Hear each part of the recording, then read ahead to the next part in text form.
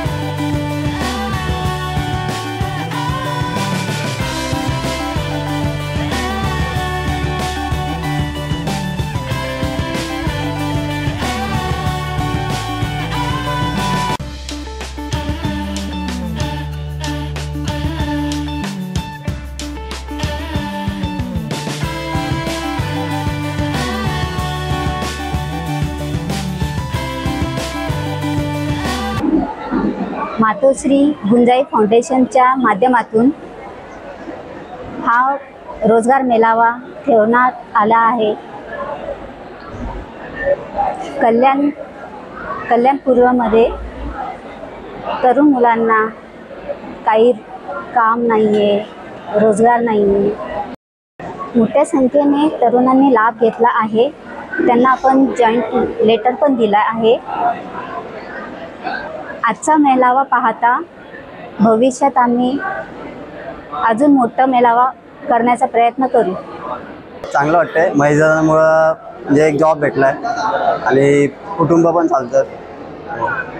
च्या माध्यमातून त्याचप्रमाणे नवजीवन लोकविकास संस्थेच्या माध्यमातून आज आपण बघा, तरुण कोणत्याही प्रकारे व्यसनीय नको व्हायला, बेरोजगारीमुळे गुन्हेगारी पार्श्वभूमीला जायला नको, या हेतूने मातोश्री गुंजाई फाउंडेशनच्या माध्यमातून काम केलं जाते।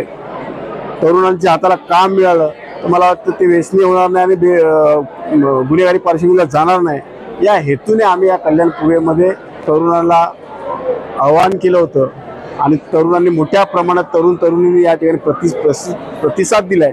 जवळजवळ 35 शाखा या ठिकाणी आलेल्या आहेत। बँकेस, इंडस्ट्री, कंपन्या अशा ठिकाणी जागेवरती काम आपण त्यांना देतोय। त्यांना आत्ताच आम्ही अनेक तरुणांना या ठिकाणी जागेवरती त्यांना वर्किंग लेटर देऊन या ठिकाणी त्याचा सन्मान सुद्धा केलेला आहे।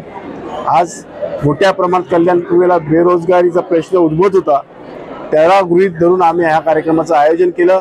येणाऱ्या काळामध्ये ह्यांच्या संस्थेने, नवजीवन संस्थेने आम्हाला आता आश्वासन दिलेलं आहे, श्वासती दिलेली आहे की ह्याच्यापेक्षा पण मोठ्या प्रमाणात आपण बेरोजगार तरुणांसाठी रोजगार मिळावा लावू, जेणेकरून तरुणांच्या हाताला काम मिळेल। काळापासून मी पुरस्कार कोणताही स्वीकारला नव्हता। या ठिकाणी आल्यानंतर कळालं, सत्काराच्या वेळेस कळालं की मला पुरस्कार दिला जातोय, त्यामुळे मी त्या पुरस्काराचा अपमान करू इच्छित नाही। मी त्यांचा धन्यवाद देतो की त्यांनी मला या ठिकाणी पुरस्कार देऊन माझा सन्मान केला। मी येणाऱ्या काळामध्ये अशा सन्मानामुळे ऊर्जा मिळते, नक्कीच अजून चांगलं काम कसं करता येईल याचा मी प्रयत्न करेन।